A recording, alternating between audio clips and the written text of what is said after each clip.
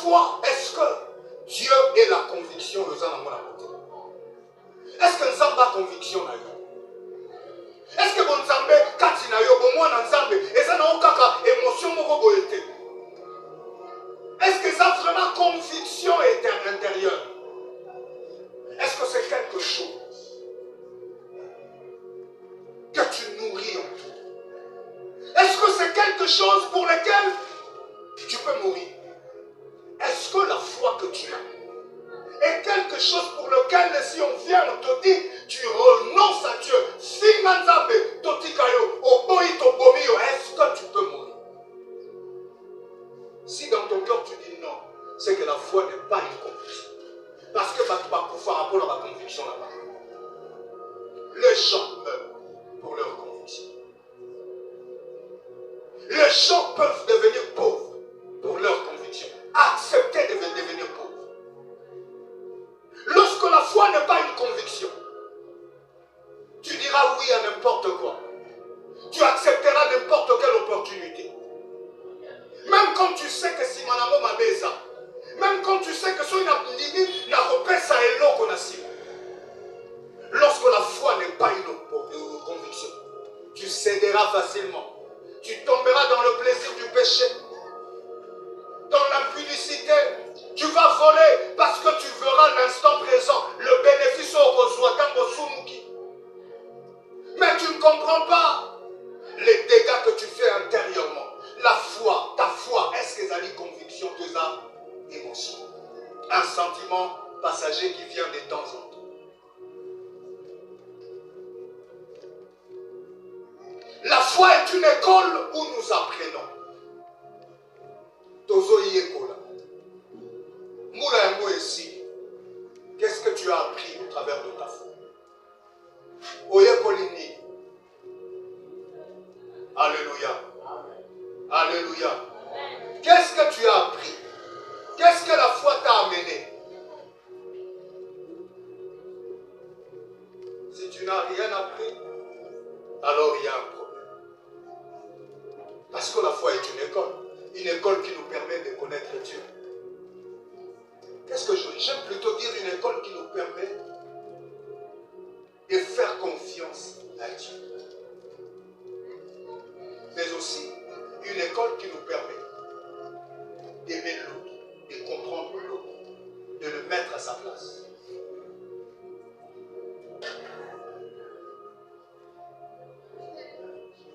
Comment doit être une famille qui plaît à Dieu, ou je dirais quelles sont les valeurs divines qui font une famille qui plaît à Dieu? Ni ça la kalibota oyo, ezonina, bezo sepelisanza. Nalina lobana nuebo, que la famille n'est pas l'invention de l'homme, c'est pas l'homme qui a créé la famille, c'est pas la société qui a créé la femme. Le mariage et les enfants qui naissent dans le mariage, la maternité n'est pas l'invention de famille de la société. C'est l'invention de Dieu, c'est la création de Dieu. Or, celui qui fabrique quelque chose, il impose les éléments qui doivent constituer la chose. Cela veut dire, c'est lui qui a fabriqué ces téléphones, a choisi lui-même, par rapport à la technologie qu'il avait en sa possession, quelles sont les pièces qu'il va mettre ici, ça doit avoir quelle forme, ça doit avoir quelle couleur. Si toi tu viens, tu enlèves une pièce, tu endommages les téléphones. Et le Dieu qui a créé le mariage, le Dieu qui a créé la famille, il a mis à la disposition dans la famille des valeurs spirituelles, des valeurs divines. Oyo eko simba libota. Oyo sengeli esimba libota.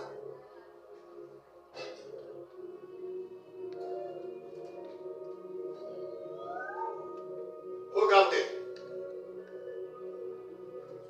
Lorsque l'on conduit une voiture, bisonnion soba eto conduisaka to yekola ndenga kokumba. Et ndenge ya kokumbela eza ndenge muto ya créa ki mutuka wana a imposa. Eza ndenge na ye nde to yekola.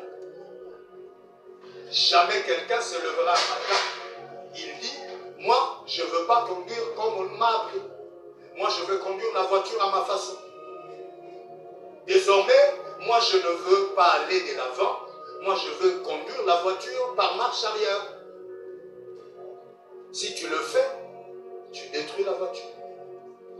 Parce que pour que tu conduises la voiture bien, et que tu sois en sécurité, et que tu sécurises aussi la voiture, tu dois le faire selon les manières imposées par son inventeur. Et c'est la même chose que tu dois comprendre sur la famille. Pour qu'on réussisse famille, pour que les bons ait ces pélissanzas, pour que ma sous-produit à famille, les enfants et consorts, soient ceux qui fonctionnent selon le plan de Dieu. Plaise au Seigneur, tu dois conduire cette famille selon les manières de Dieu. Les manières que Dieu impose dans la Bible. Et la base, c'est l'éducation ou l'apprentissage, la première chose. Parents, jeunes gens, qui demain seront de parents. Il y a dans le fonctionnement bien d'une famille l'éducation ou l'apprentissage. Éphésiens 4, le verset, Éphésiens 6, le verset 4, la partie B. La Bible dit, vos pères n'exaspérez pas vos enfants. Vous, pères plutôt, n'exaspérez pas vos enfants, mais élevez-les en les éduquant et en les conseillant d'une manière conforme à la volonté de Dieu. Ne les exaspérez pas, mais élevez-les en les éduquant. Dans Luc, le verset 18, il y a une histoire qui m'interpelle toujours. Il y avait un jeune homme riche. Au verset 21, il est déjà venu avant le verset 21 pour tout hériter le royaume des cieux. Le Seigneur lui répond, et puis au verset 21, il répond au Seigneur. Il dit, j'ai, dit-il, observé toutes ces choses dès ma jeunesse.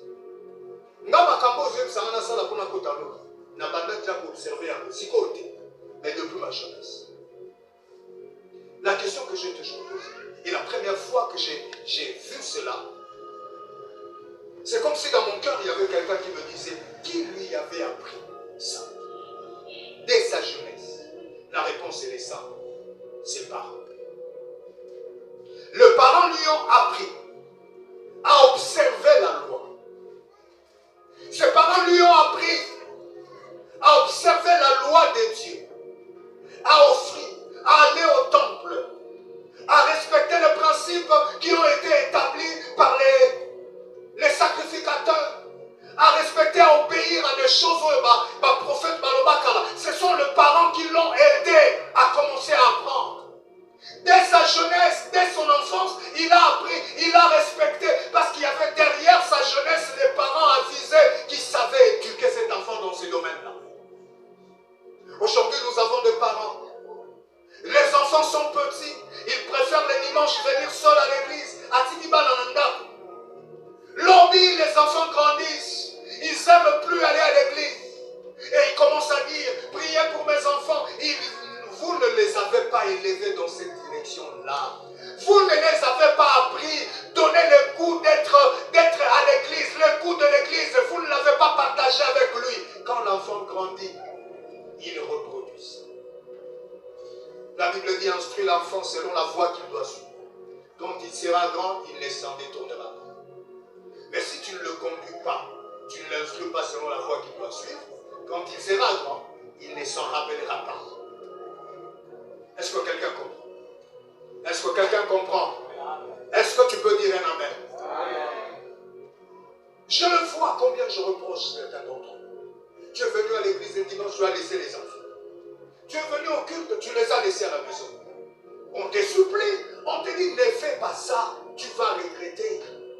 Vous savez combien de personnes, ils sont dans des églises, mais ils savent que les enfants sont restés à la maison.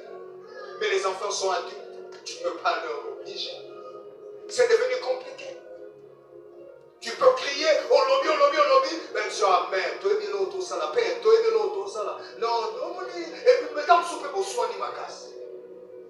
Mais ces enfants que tu ne peux plus tenir à l'oreille et ramener à l'église, ils étaient enfants. C'est là que tu devais leur donner le goût.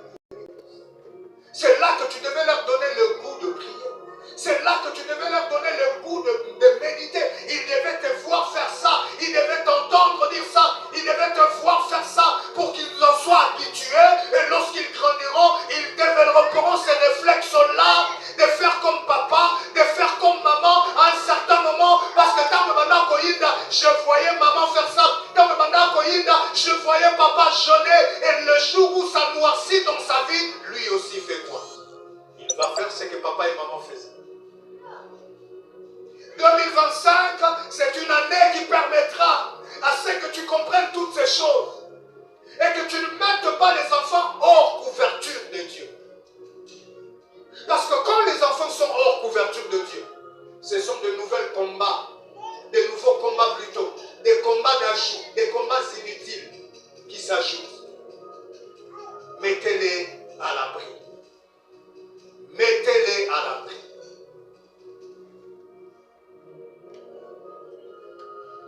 Proverbe 22, le verset 6, je l'ai dit, instruis l'enfant selon la voie qu'il doit suivre. Et quand il sera vieux, il ne s'en détournera pas. Deuxième chose, pour les amis base, il y a l'ibota où il y a ces bénis sans âme. L'ibota où il kondima. Prêchez par l'exemple. Nous devons, en tant que parents, mais nous devons, en tant qu'enfants de Dieu, en tant que Batoubaya dans l'église, prêcher par l'exemple. Il ne faut pas dire ta foi, il faut vivre ta foi. Il ne faut pas parler de ta sainteté, il faut être saint. Dieu ne t'a pas appelé à parler de ta sainteté. Dieu ne t'a pas appelé à parler de ta foi. Dieu ne t'a pas appelé à parler de ta fidélité, à parler de ton amour pour les autres, à parler de ton service à l'église, à parler de tes jeûnes et de prières de nuit. Dieu t'a appelé à vivre ces choses.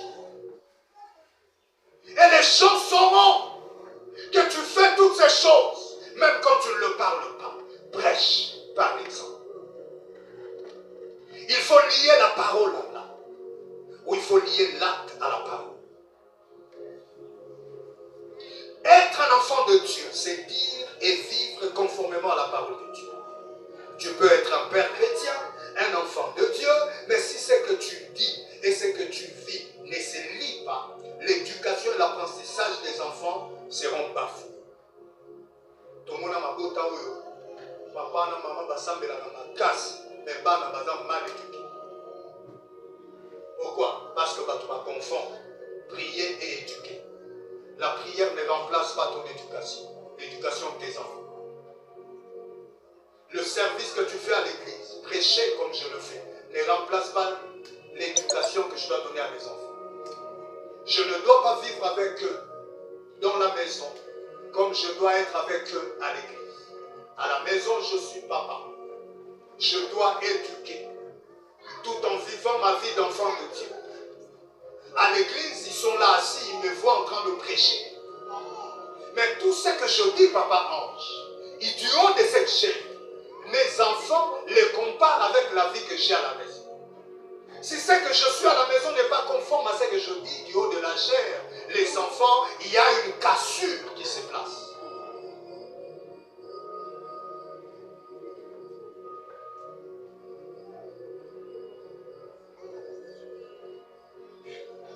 Alléluia.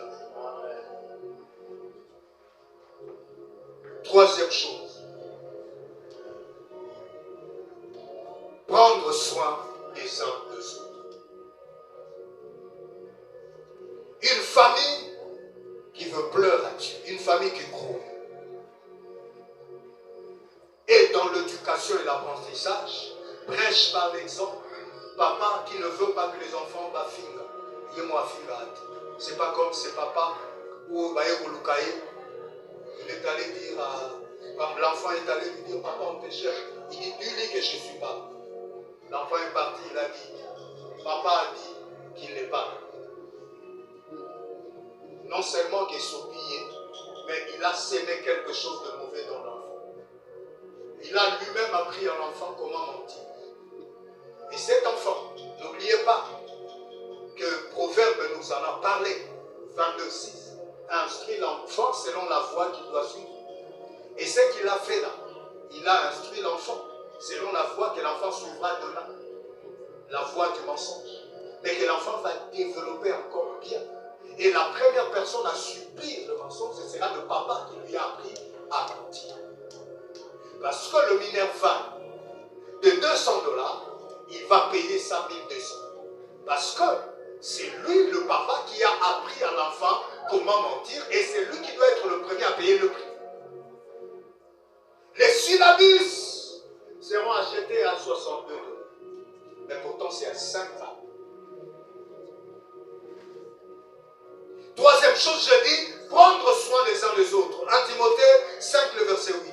Si quelqu'un n'a pas soin des siens, et principalement de ceux de sa famille, ici famille restreinte, il a réuni la foi, régné la foi, et il est pire qu'un infidèle.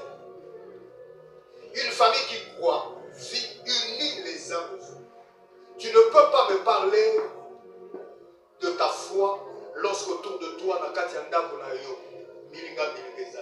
yo de mutu a désordre, yo soro ye trouble ekota.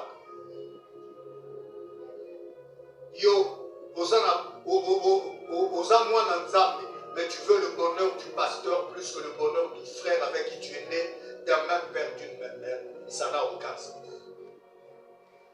Je ne suis pas ce genre de pasteur qui te pousse à le considérer plus que ton père et ta mère. Non. Lorsque je suis là et que tes parents sont là et que nous deux, nous avons besoin de toi, va d'abord chez moi. Va d'abord chez moi. Et quand tu auras fini là-bas, tu viens chez moi. Je ne suis pas ce genre de pasteur qui fait prendre la première place dans ta vie. Je ne suis pas ce genre de pasteur qui veut ravir la place d'honneur que tu dois à ton papa, à ta maman. Je ne veux pas prendre la place de ta femme. Je ne veux pas prendre la place de ton mari. Je ne veux pas prendre la place de tes enfants. À telle enseigne que lorsque tu as une urgence avec les enfants, tu le mets de côté parce que je dois aller chez les pasteurs. Non! Le pasteur peut être servi par beaucoup de personnes, mais tes enfants ne peuvent être servis que par toi. Mais je suis ce pasteur qui te montre la valeur de chaque personne. La valeur de chaque personne par rapport à ta vie. Je t'amène à comprendre qu'un ami ne peut pas être pareil à ton frère et à ta soeur biologique. Je te montre à comprendre que ton patron ne peut pas avoir la même valeur que ton père et ta mère. Je t'amène à comprendre que Dieu a la place qui ne peut être partagée par aucun autre humain sur la terre. Voilà, c'est le travail que je fais. Entre Dieu et l'homme, il y a un médiateur, c'est Christ. Et je te montre aussi qu'entre Christ et l'homme, il n'y a pas de médiateur. Le pasteur n'est pas le médiateur entre Jésus et les croyants. Le pasteur n'est pas le médiateur entre Christ et l'Église. Non. Parce que le pasteur a été sauvé de la même façon que toi aussi tu as été sauvé. Il a été pécheur comme toi aussi tu as été pécheur. Alléluia. Prenez soin des gens de vos familles. Vous voulez le bonheur de cette soeur, de ces frères avec qui vous êtes dans les départements. Mais il faut que ce bonheur soit aussi la même pour les gens avec qui tu es né d'un même père, d'une même mère. Lucas ou Lamounabango. Combien de gens il vient à l'extérieur, il peut donner 10 000 $ à quelqu'un. Mais à son frère, il n'a même jamais donné ne serait-ce que 2 000 $. Et il s'étonne, mais il les appelle des paresseux. Mais tu leur as donné combien pour qu'ils se lancent? Et combien tu as déjà donné dans les associations? Combien tu as déjà donné aux frères de cette femme que tu bourdises? À ces gens-là à qui tu veux manipuler, tu as déjà donné combien? Prenez soin. La famille qui plaît à Dieu prend soin les uns des autres. Je dois prendre soin de mes parents. Il doit prendre soin de moi. Je prends soin de ma femme, de mes enfants. Ils prennent soin de moi. Chacun de vous fait la même chose dans sa famille. Et c'est de cette façon même que Bato Bamon a besoin de l'église. Parce que moi, nous avons changé. Moi, nous avons commis différent. Galates 9, le verset 6. Ne nous lassons pas de faire le bien. Non, ma soeur, là, je l'ai déjà aidé beaucoup. Oui, il faut aider encore beaucoup. Mais beaucoup, vraiment. Un beaucoup de beaucoup. Colossiens 3, le verset 13. Supportez-vous les uns les autres. Et si l'un a sujet de se plaindre de l'autre, pardonnez-vous réciproquement. 1 Thessaloniciens 4, 5, le verset 14, 7. Supportez les faibles, usez de patience envers tous. J'ai fait, je ne peux plus faire. Non, un enfant de Dieu ne dit pas ça. Tu feras encore. Vous savez, lorsque la kati ya mabota na biso toza socialité eza na bato bayebi ke ngai mpa na ye ye mpa na ye bakendaka te. C'est dangereux parce qu'il faut que bato baya kokozwa makoki ya koteya bango ya kopartage na bango conviction na ye. Lorsque vous manquez ces choses, vous pouvez demander à Dieu. Jacques 1, 5. Je sais que ce sont des choses qui sont difficiles de faire. Par contexte, il y a ma famille, ils ont un peu questionné. Ils ont un peu de souba au vivre dans le sous. Il y a un calcul, il y a un raisonnement, il faut la salaka à Congo. Mais je vous en supplie, priez que Dieu vous donne ses cœurs. Il n'y a aucune situation où ils ont coupé sa raison quand tu te décides de cesser de faire du bien. Il n'y en a pas. Il n'y en a pas. 2025, voilà les choses que Dieu voudra ce que tu développer en tant que de famille chrétienne. Est-ce que quelqu'un peut acclamer le Seigneur?